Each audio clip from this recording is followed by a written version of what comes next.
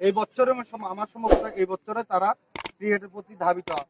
প্রতি বছর এমনি ফুটবল দিকে যায়, কিন্তু আপনাদের সুন্দর আচরণ, খেলোয়াড়ের মন মানসিকতা নিয়ে যদি আপনারা খেলেন, তাহলে ওরা আরো উৎসাহিত পাবে, আগামী দিনে আরো বিশাল আকারে আয়োজন করবে।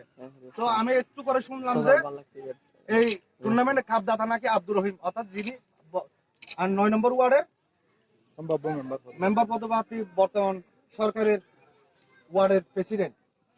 তো আমি তাকে বলবো, এটা আমি শুনছি যে মাত্র কি কাপ দাতা, আমি চাই আমার বাচ্চার থেকে খেলোয়াড়দের পক্ষ হয়ে একটা গোল্ড কাপ যেন আমি আপনার কাছ থেকে আশা করি।